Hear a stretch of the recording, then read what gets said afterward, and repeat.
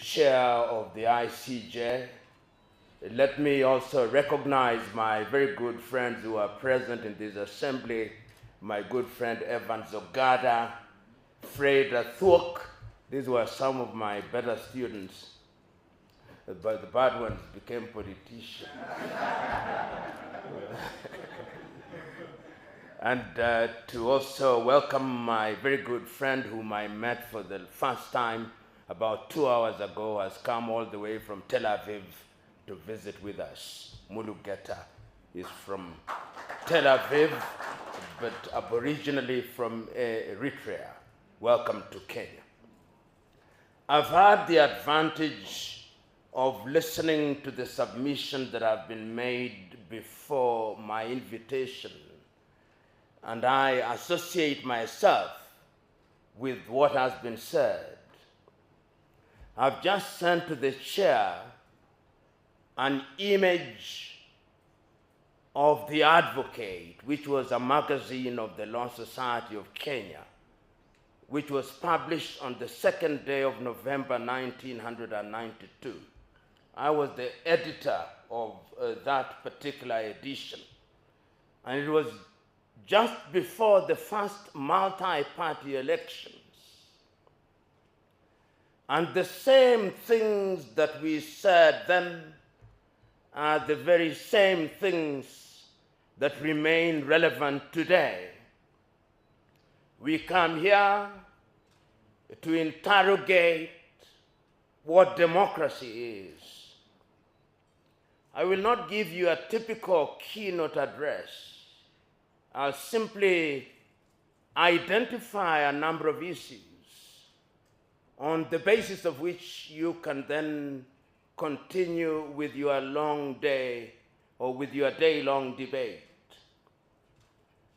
Last night, I was watching the results of the elections that had been called in Canada, snap elections.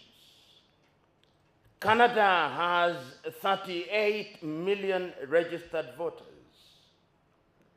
Kenya in the year 2022 had slightly under 23 million voters. As the votes were being counted, the winning candidate called the election in his favor. And 1 hour later, the losing candidate gave a speech conceding defeat. Not so long ago, another snap election was called in Germany. Germany has 58 million plus registered voters. Within 1 hour of the closing of the voting, the winning candidate had called the elections and the losing candidate had conceded. In our country, we would still be at Bomas of Kenya, deciding whether 1 + 1 is 2 or 3. We would have printed ballot papers whose cost is more expensive than our currency, and they would have been printed in Greece. We can't count. We have individuals who think that people representation is life and death, and they actually cause death. And we cheer them. We cheer them because they come from our tribes. We cheer them because they have bribed us. We may be in boardrooms before the elections and speak very soberly, but on the day of the election, we are Luo, we are Kikuyu, we are Kamba, we are Kalenjin, we are Bukus.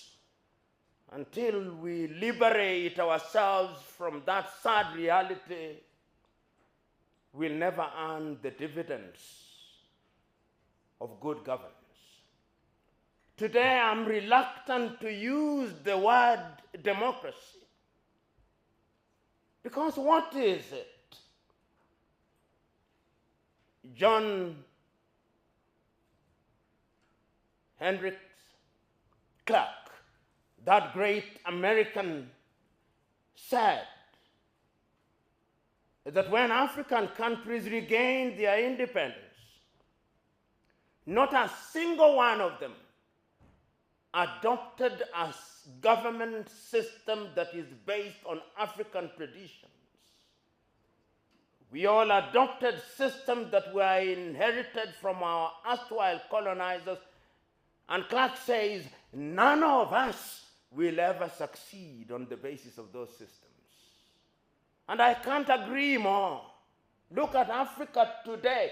As I speak, Sudan. Look at Sudan. Look at Somalia. Look at Democratic Republic of Congo. Look at the entire Sahel. In Guinea, Doumbouya had to mount a coup d'etat. In Niger, they had to mount a coup d'etat. In Mali, Timi Goïta had to mount a coup d'etat. In Burkina, Ibrahim Traoré had to mount a coup d'etat. In Gabon, Nguema had to mount a coup d'etat. There may have been successful elections in Botswana and in Namibia, but those are few and far between. We must interrogate this thing we call democracy. In Kenya, the people you call leaders, don't listen to them when they are in podiums in Nairobi, no. Listen to them when they are speaking in their mother tongue at funerals, when they are their true selves. They are Bukusus, or Maragoli speaking Mulembe nation, or they are Kambas, or they are Kikuyus, or they are Luos. Their political parties don't matter. That is why there is not a single presidential candidate that has contested an election after 5 years in the same political party. As I said before, the forests change, but the monkeys remain the same, with the same habits. And let me tell you, if you continue doing the same thing in the same way, thinking that will change, nothing will change.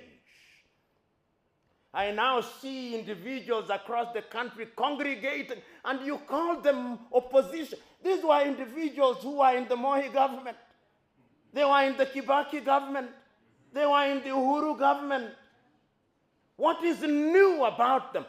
Nothing except their insatiable greed for power and the privileges that power offers. So we are assembled here to ask critical and serious questions. I've been around. I was here in 1980s. I was here in 1990s when the entire movement of change the Constitution was alive and well. I was in the Council of the Law Society. I've been here and I've seen Kenyans repeatedly electing individuals in the name of democracy who in other parts of the world would be completely unelectable. We elect comedians. And as one wise man, is it Albert Einstein, who said, when you elect a comedian to take him or her to the palace becomes a circus. And that is why we have what we have today. What is the value of knowing that which is right without doing that which is right? I keep on hearing Kenyans saying, we have a beautiful constitution. What is the beauty of a constitution which you honor and breach? What is it? You know, in 1967, the late Tanzanian President Mwalimu Julius Kambarage Nyerere was asked, what is the secret of development? And he said in Kiswahili, siri ya maendeleo ni watu, ardhi na siasa safi. And he added, siri ya maendeleo ni vijana wenye malezi bora, siha njema na bongo kali.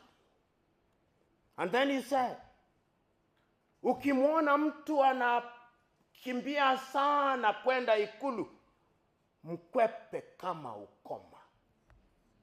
Kwani kuna biashara gani Ikulu? He posed rhetorically. Ikulu ni mahali patakatifu. Msilibadilishe kuwa pango la walanguzi. Weekends hold meeting after meeting in boardroom after boardroom, in workshop after workshop. But we are unmoved and untouched. The question is, when will we have our journey to Damascus? Like Saul of Tarsus, that we may change. Are we ready for the change?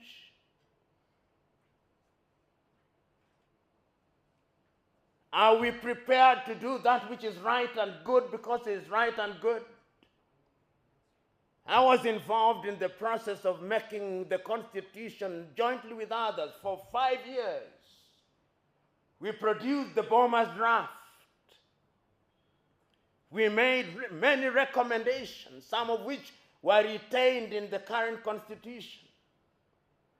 We said Nairobi should not be a county. You made it into a county. We said we should have no more than 18 counties. Between 14 and 18, you created 47 of devolved units, each of which a governor thinks he or she is running a country. The United States of America has only 50 states with a GDP of 23 trillion United States dollars. Nigeria has only 37 states. India, 37. China, 30 provinces. South Africa, 9 provinces. We have 47 counties with 47 governors, 47 deputy governors, 47 speakers, 47 deputy speakers, and you tell me that we are going to grow? When a county raises 400 million in a year and consumes 2 billion in a year, we can't grow. Even if there is divine intervention. We can pray and fast all we want, but nothing is going to change until we change. We have individuals in positions of leadership who do not care. They are unmoved and untouched. You accuse an individual of engaging in corruption. He has a mob around him, escorting him to the offices of the Ethics and Anti-Corruption Commission. And he comes out and gives a press conference. Corruption is the most profitable business in Kenya today. You have individuals whose salaries, even if they lived for 1,000 years and worked for 1,000 years, would not buy them half an acre of land, and they are multi-billionaires. They have never won any lottery, never made any discovery, and we celebrate them as successful men and women, and we elect them to boot.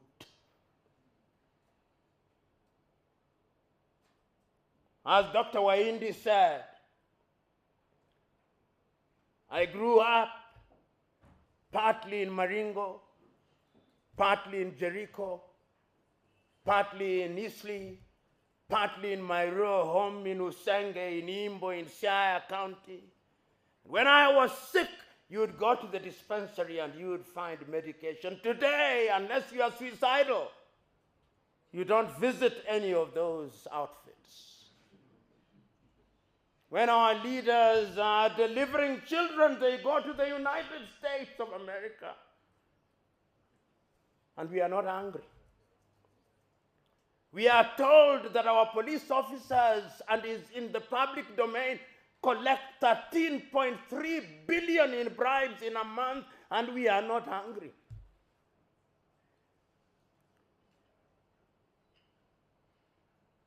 Young Kenyans,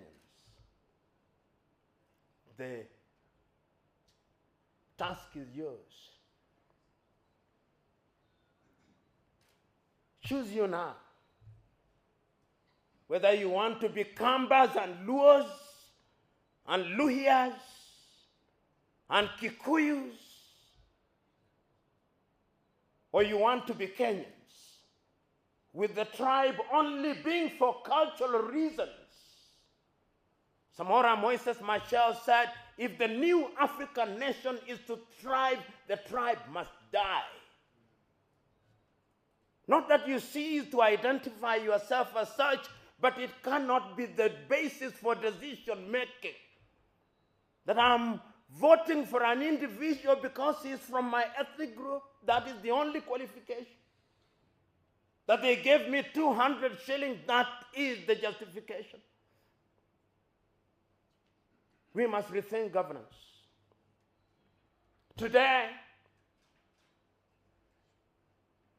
we have a parliament whose only claim to fame is that they have insatiable appetite for our taxes. Our parliamentarians relative to our GDP are the best paid in the world. In the world. They want CDF, not because they want to serve us. Ask each one of them how many companies they have formed, where their drivers and brothers and sisters and house helps are the directors. Ask them. Ask them whether they do not trade with the counties and with the constituencies that they run. Ask the MCA whether that is not true. Ask them how they become multi-millionaires within 2 years of joining public office. Ask them. Ask them why, when the courts have declared CDF to be unconstitutional, why they want to constitutionalize it, whether we like it or not. It is a slush fund. And you know, your typical Kenyan politician thinks that we have the memory of a mosquito and a warthog combined. That is why they don't care about us. The time is now that we must demonstrate that our civic duty not only demands but requires that we make demands of them. This is not the time for cowards who die times without number. Because if you are a coward today, your children and children's children will pay the price of our cowardice. We must speak out and bear the consequences. Yesterday, the 29th day of the month of April in the year 2025, you saw how 6 individuals were killed in cold blood. And nothing will happen to them. That is the tragedy. A culture of lawlessness and impunity has taken root in our country. So when you talk about democracy, what is it? It is not true that we did not know democracy, no. It is not true that democracy came from Greece. That was the Greek definition of democracy. When it came to the United States of America, Abraham Lincoln said of it that it was a government of the people, by the people, and for the people. That was their definition of it. In the year 1235, in amongst the Mande people, they were already having a Mandean charter. At that time, we did not have the Universal Declaration of Human Rights. There were orderly kingdoms in Africa. But the democracy that we are trying to practice is the neo-colonial version that was bequeathed to us by the colonizers. You come to Kenya, we still try to mimic the British. You go to former French colonies, they are trying to mimic the French. You go to former Portuguese colonies, they are trying to mimic the Portuguese. Until the day that we exercise the ghost of mimicry, we are going nowhere. That is why when you go to our parliament, a member of parliament cannot pronounce a word without saying, Mr. Speaker, sir, make your point. Mr. Speaker, sir, cannot be form and part of a speech. And you look at your speaker, he is dressed in wool that was used in medieval Europe, and you think that that is a badge of honor.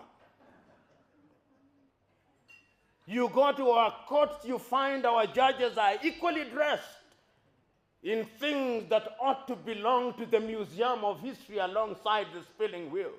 And we think it is a badge of honor. You come to our leaders, they still want to be addressed as His Excellency or the Right Honorable something. Titles that were used in medieval Europe. We must change. And we are only going to change when you, the young generation, my friend Habib, in Kariobangi, and I know that area well. We work there even as I speak. Go out there and speak a different language.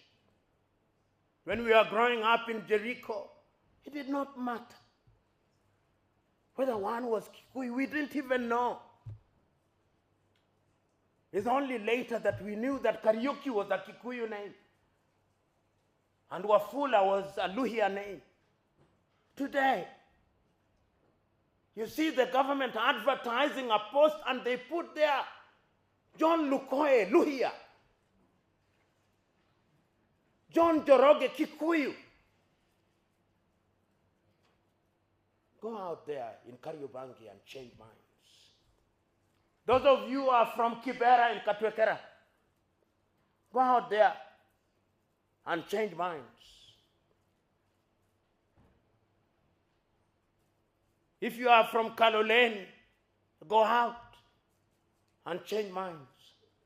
And just don't be in Nairobi, go out there. In Kilifi, let ICJ not be a boardroom arrangement where we speak to ourselves in English. Nendeni mkazungumza na watu kwa Kiswahili na lugha zao za mama. Hilo ndilo jambo ambalo lazima tulitekeleze ikiwa tunataka kulibadilisha taifa hili. Kwa kuwa taifa imepigwa ngeta kwa lugha ya mtaa. Na wahuni tunaowaita viongozi. Na wahuni hawana haya.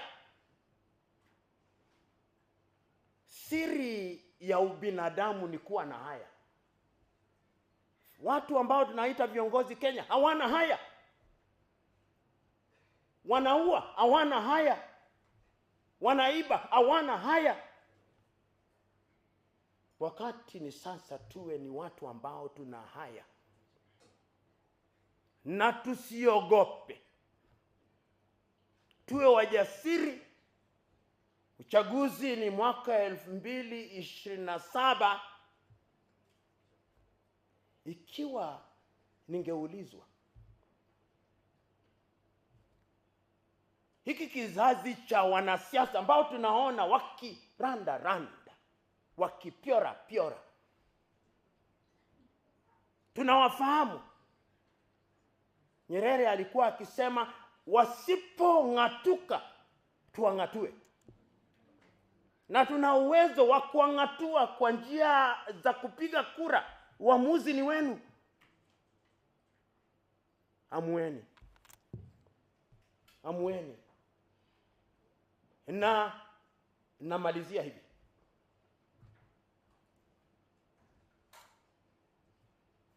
namaliza kwa kumtaja na kutumia mfano aliyoutoa tena Mwalimu Julius Kambarage Nyerere. Hakuna kiongozi katika bara hili ambalo amelishughulikia jambo hili kumpita Mwalimu Nyerere. Akizungumzia mambo ya utawala, alisema tatizo la Mwafrika katika mambo haya ya kura ni kwamba Mwafrika ameleweshwa na kasumba ya ukoloni mambo leo. Na kulewa huko kunatokana na vitu viwili. Ama mpiga kura ni mjinga au ni mpumbavu. Na akasema tena Mwalimu, mjinga akiambiwa ataelewa na atabadilika. Sasa naombeni mwende katika mitaa na kila pembe za nchi hii, mtoe ujinga. Mwambie kila mtu ukabila na udini haitawasaidia. Na pia akasema ya kwamba kuna wapumbavu. Mpumbavu ni mtu ambaye amepumbaa. Hata ukimweleza hasikii. Ni wachache sana wapumbavu. Mkimwona mpumbavu mkwepe kama ukoma.